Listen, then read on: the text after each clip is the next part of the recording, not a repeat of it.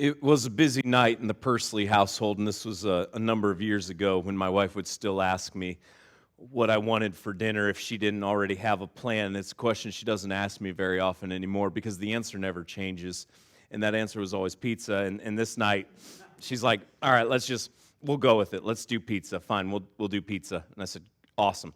And I know that if we're getting pizza, I have to be the one that orders it. She just does not like to make food decisions, and so I've just come to understand that in our relationship, she does not like food decisions, and sometimes I'm supposed to read her mind and make her food decision for her, and other times I'm not supposed to do that. And so it's always just kind of trying to figure that out. But I put in the order, and she went on her way home from work, and she picked up the pizza, she brought it home, she plated it out for everybody, put it on the table, and got everything ready, made a salad to go along with it. And as everything was wrapping up, I came into the kitchen and I asked our boys what they wanted to drink. And I got their drinks. And then we sat down. And I said, hey, aren't you going to thank me for getting your drink? Trying to teach them manners. And they looked at me and said, well, you didn't thank Mom for picking up the pizza or putting it on the plate or making it a salad and putting it on the table. And it's at that moment you wonder, why did we have children? And the thing is, they're absolutely right. And here's the thing about gratitude. The thing about gratitude is we notice it the most often when we feel we are owed it and not given it. When we feel like somebody should notice our work and somebody should notice our effort and it seemingly goes unnoticed, or we feel like somebody should do something on our behalf and they don't, that is when we discover gratitude oftentimes the most in our lives, when we see that it is lacking in somebody else towards us. But oftentimes what we are blind to is the lack of gratitude that we express to others. And this morning, as we wrap up growing, and this journey that we've gone on of looking at all these different spiritual principles and practices that we need to put in place in our lives to help us grow closer to Jesus. This morning we're going to see and just be reminded of everything that God has done for us and how we need to be people who are full of gratitude. If you have your phones or your tablets, I'd invite you to follow along with us this morning in the Bible app. It's a free resource that you can find whatever app store you utilize on your device. And once you have it installed on your device, the feature that we use together every week is the events feature within the Bible app. You can either enable your locations or right in Lakeside, Algoma, will pop up and you can follow along with us that way. If you have a traditional Bible with you this morning, we're going to be in the New Testament Gospel of Luke. Luke is the third book in the New Testament, the third gospel. Luke chapter 17, we're going to start in verse 11 in just a minute. If you're joining us via the stream this morning, thanks so much for joining us. My name is Brian, and I'm part of the team, and the verses will be available for you on the screen below. And I just want to pause here, and this isn't something that I normally do, but I just want to pause here because I stuttered a little bit when I talked about the stream, and the reason for that is because when I looked at the cameraman on my right, there's just no greater joy as a father than for your kids to love Jesus and serve Him, and my son's running cameras for the first time today, so that just caught, That just caught me for a minute there, so I had a nice moment. It's over, but the verses will be available for you on the screen below. Please don't mess up. All right. Have you ever felt like you did something for someone and felt like it wasn't appreciated? Have you ever had something done for you that you didn't indicate or you didn't appreciate as much as you should have? Luke chapter 17, beginning in verse 11, we read these words. On the way to Jerusalem, he, Jesus, was passing along between Samaria and Galilee. Now, we're just going to stop here and understand a little bit of context that's going to help us understand this event in even more detail. As Jesus is on a journey, he's heading towards Jerusalem. And he's passing along between Samaria and Galilee. Now, here's the thing. We just hear of these as some towns and some regions. But understand that Jews, Jesus was Jewish, and Samaritans, they didn't associate. They didn't like one another. There was racial tension. There were cultural tensions. Samaritans were mixed. They were half Jewish, half pagan ancestry. And as a result of that, there were racial and cultural divides between these two groups. And it got to the point that not only did they not like one another, but there was, in many cases, hatred between the two. A feeling of superiority and an unwillingness to see beyond the differences. Now, we know from our understanding of Jesus' life and from other gospel accounts that Jesus broke this norm. In fact, one of probably the more famous events of Jesus' life recorded for us in John chapter 4 is of Jesus encountering a Samaritan woman at a well. And there in John chapter 4, the woman couldn't believe that Jesus would interact with her, that Jesus would talk to her, because John 4:9 goes out to tell us explicitly that Jews and Samaritans, they didn't associate with one another. And so Jesus is on a journey between Galilee and between Samaria, on his way to Jerusalem. And verse 12 goes on and tells us, and as he entered a village, he was met by 10 lepers who stood at a distance. Now, Jesus is met by 10 lepers. Now, let's go back just a little bit more and understand something else. That leprosy in this time was thought to be highly contagious. Highly contagious. And so now we're introduced to this dynamic of Jews and Samaritans, and they don't associate, they don't interact, and now we're introduced to a group of 10 lepers that no one interacts with. They are ostracized. They are literally thrown out of society. And the reason for that is because leprosy, it was an infectious skin disease. And oftentimes it was an infectious disease, and oftentimes it appeared with skin conditions. Now, once an individual had leprosy, they were taken out of society. We did not have antibiotics. We did not have advanced hospitals and medical treatments that we take for granted today. And so as a result of those things, they had to come up with ways that not everybody would suffer an outbreak. And so once a person had the signs on their body that they had leprosy, they were taken outside of society. And they were given restrictions and laws on how close they could come into contact with other individuals. So 2 verses into the part of Luke 17 we're looking at this morning, we see Jews and Samaritans who don't interact.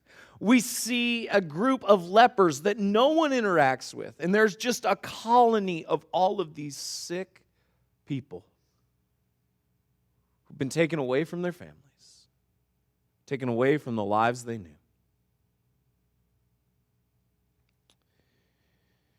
And into a new reality.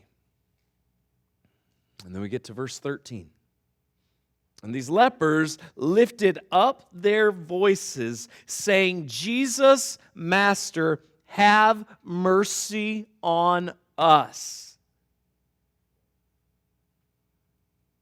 The lepers cry out to Jesus And what I notice about their cry is it's a universal cry that each and every one of us should cry out to Jesus.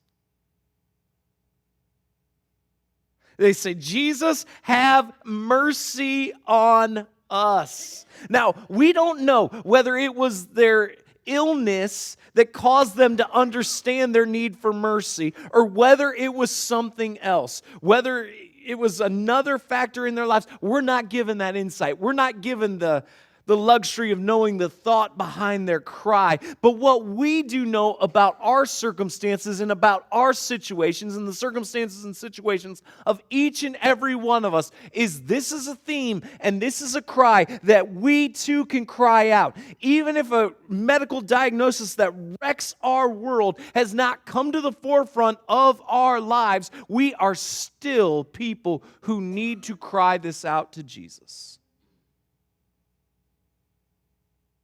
Have mercy on us.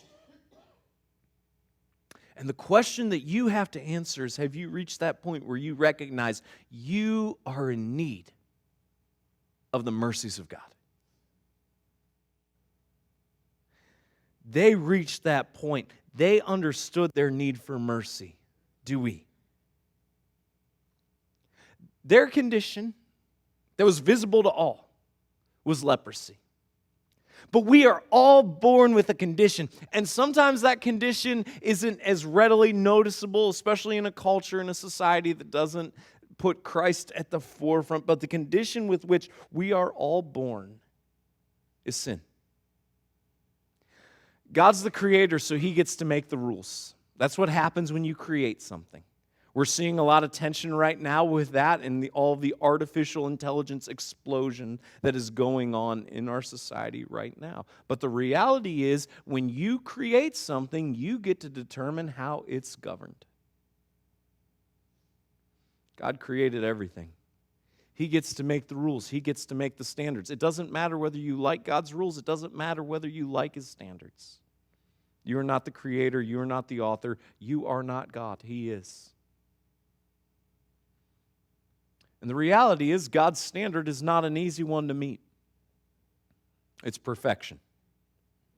And whether I know you or not, I can say with certainty, you don't make the standard. I don't either. I'm not judging you. I'm just letting you know.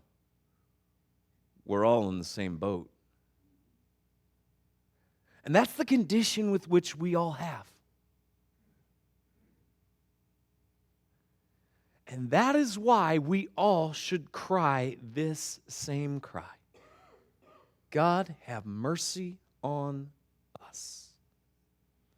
And when He saw them, verse 14 says, He said to them, go and show yourselves to the priests. And as they went, they were cleansed. Now, you might be asking yourself, why did Jesus tell them to go to the priests? Was He scared of getting leprosy? Did He not want to get too close? What's the reason that Jesus would send the lepers to a priest? Did He not want to heal them? Was He too busy? Was He like, you can be somebody else's problem? Why send them to the priest? Well, we have to understand the Old Testament in order to understand exactly what Jesus is doing here. And remember, not all the medical advancements that we take for granted today had yet been realized. And so priests served a number of roles and functions, both within the religious order, but also within society. In Leviticus chapter 13, and we don't have time to go there today, but Leviticus chapter 13 spells out for us the priest's responsibility in certain aspects of healthcare in order to keep the community safe and healthy, especially around leprosy and skin diseases. And so priests would not only tend to people's spiritual needs, but they would also tend to their physical needs as well. And priests essentially functioned as health inspectors. So when Jesus said, go to the priests, understand what Jesus has just told these 10 lepers. Everything that was taken away from you, when you were taken away from your family, and you were taken away from the life you knew, and you were thrown outside of society, and you were forced to live with just a collection of other people who also are sick. Everything that you know now as your existence, and you can't work, you can't have a job, you can't be near people. You suffer. And you agonize. When they go to the priests are the health inspectors. And the priests have the authority and the opportunity to tell those 10 lepers, go back into the city. Go back to your family. Go back to the life you knew. Jesus isn't pawning them off. We're already told that as they went to the priest, they are healed. Jesus is showing them that you are going to be restored. That which has so recently defined you is now gone. Because of your encounter with me. And I don't know the label that you've adopted for yourself. I don't know the cycle that you find yourself in. I don't know the rumors and the reputation. I don't know any of those things that are present in your life. But this I will tell you with certainty. An encounter with Jesus can completely change that.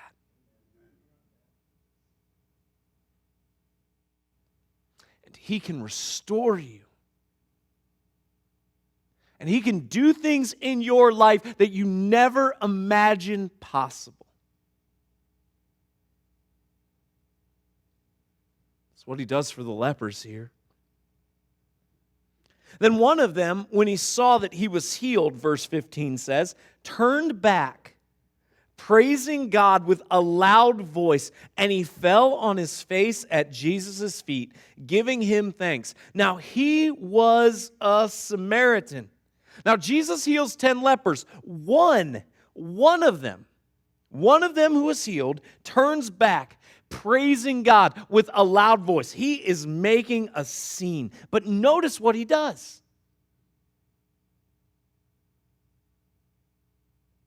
That same voice went from screams of pleading with God to do something. To praising God for what He did.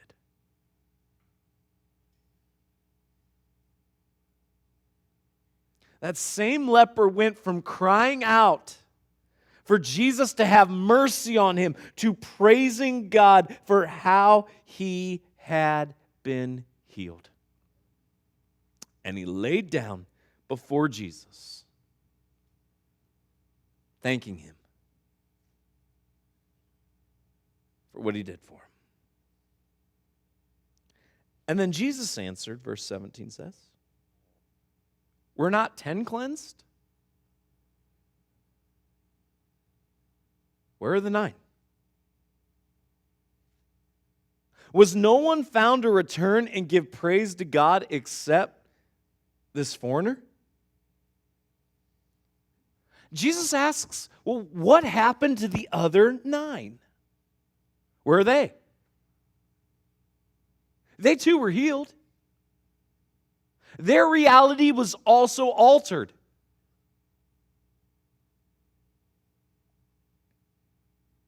Why didn't they turn back?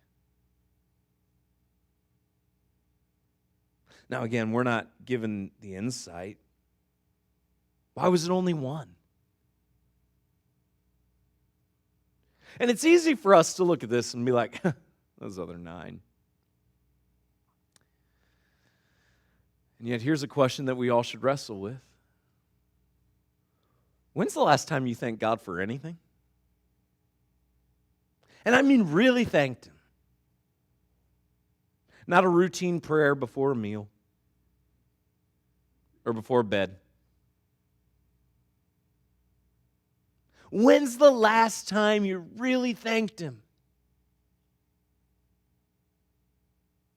And my hope and my prayer for us collectively is that it wouldn't take a massive illness or our lives upending for us to be reminded of the ways that God has worked in our lives. And that we would never, ever, ever lose sight of those things. And yet the reality is that we're human. And we take God's many blessings for granted. Each and every day. They say that each day is a gift.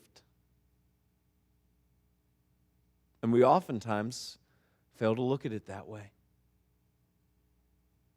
That every breath we're given is an opportunity for us to live and feel joy and serve and do good, grow closer to our Creator, love others, experience the fullness and richness of this life and this world of which God has created.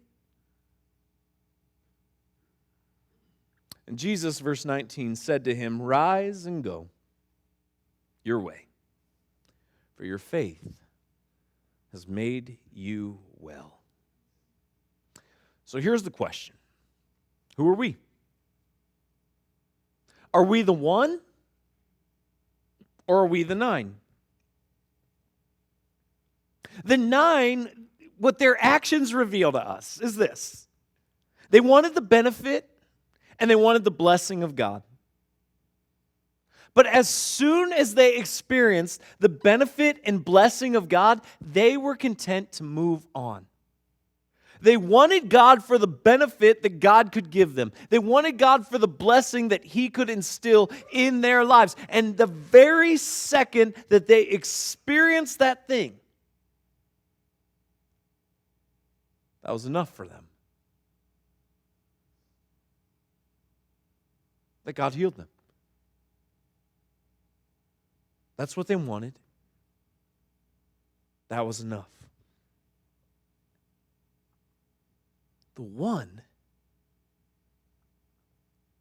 The one realized everything changed.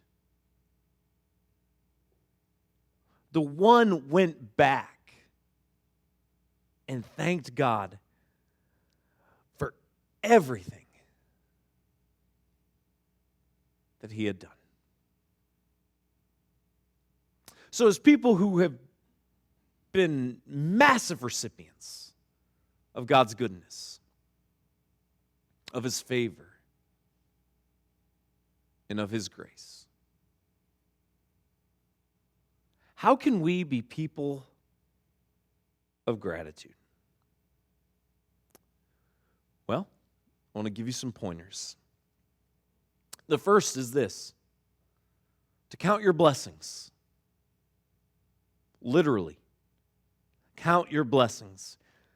Jim Collins, author of Good to Great and a number of other business books, he made it a point to talk about the importance of creating a list of blessings, and not stopping until you hit at least 100. And I would just challenge you, if you've never done that, sit down and author a list of all the things you have to be thankful for. A list of all the ways that God has blessed you or things that He has done in your life. And list them out.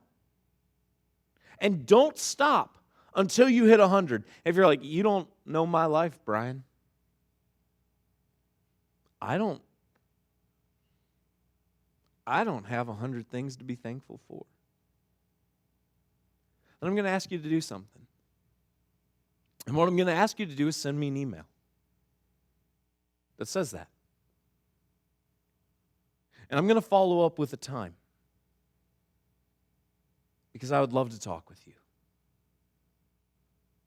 And I'm not going to sit there and try to guilt you or call you jaded, tell you your perspective's all wrong. But I want to understand what has transpired in your life and in your world. Because I recognize people go through some really hard, dark, difficult, disgusting sometimes ordeals. Situations and circumstances. And at no point does Jesus make the promise that if we will follow him, life will be easy, it will be pleasant, and it will be perfect.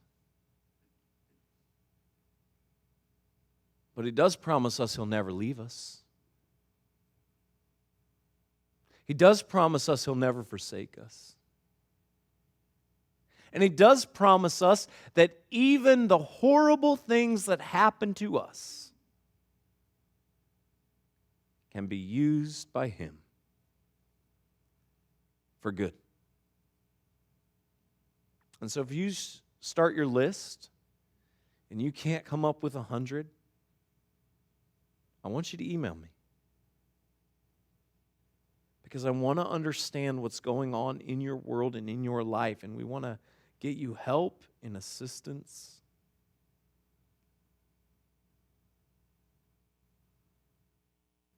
People to walk beside you in the midst of life's challenges and difficulties. So after you start your list, and after you come up with 100 things, the next step I'd encourage you to do is this.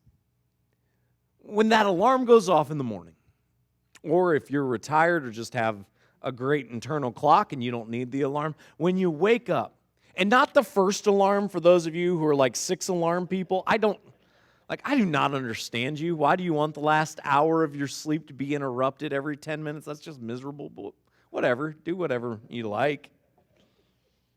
Just get up when the alarm goes off. I don't know. So if you're like, 6 alarm person, don't do this after the first alarm, but do it whenever you're finally awake. Take 5 to 10 minutes. And just be thankful. You're like, what should I be thankful about at that time in the morning? Well, be thankful that you're awake. Be thankful that you had a place to lay your head the night before. Be thankful for the gifts and the opportunities that God has given you. I would say sometimes, and I know this is going to sound insane, be thankful for the challenges that you are facing. Make this a point in your life. And the next, I would say, after you start to do that, make it a point to thank someone for something every single day. Someone else. Whether it's a thank you note, whether it's an email, whether it's a text, whether it's just you genuinely look them in the face and smile and say thank you. Show your gratitude. We have a million Karens out there who are willing to write, emails and corporate responses. And look, I'm a huge offender, all right? I tend to believe if I go into somewhere and it's a disaster, if I were managing the place, I would want to know about that. So, I let somebody know. But are we quick to offer people praise?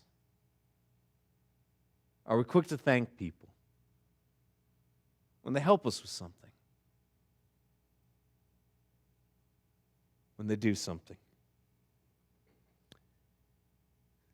And then the last question is, when's the last time you thanked God? Not for the blessings that He's given you, and not for the benefits, but for who He is.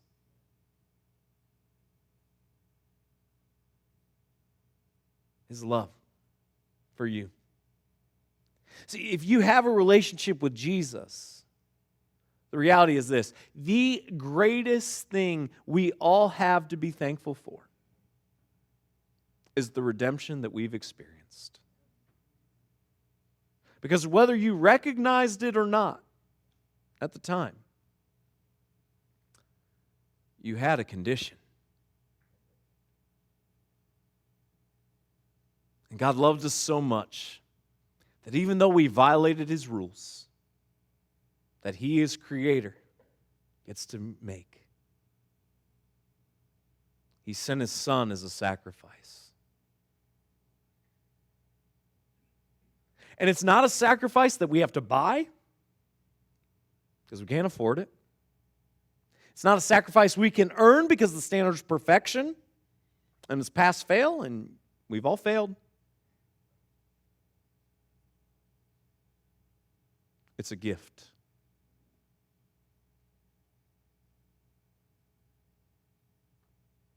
That we can freely receive. Because Jesus went to the cross to heal my condition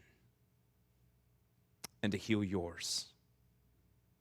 And the cry of us all should be, Jesus, have mercy. And the response should be, not as people who just want the blessing and benefit of God,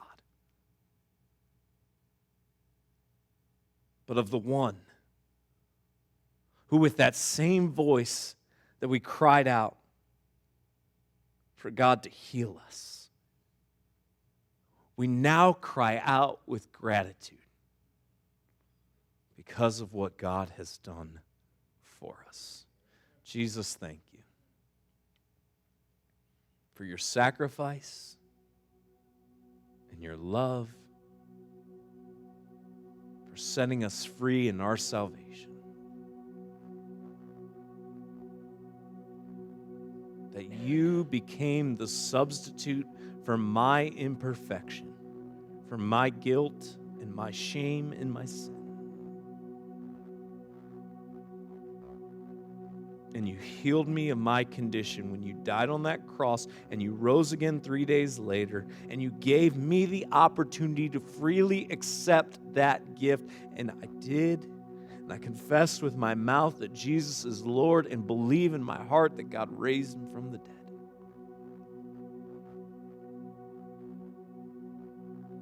Thank you, God, for our salvation. Thank you for your sacrifice.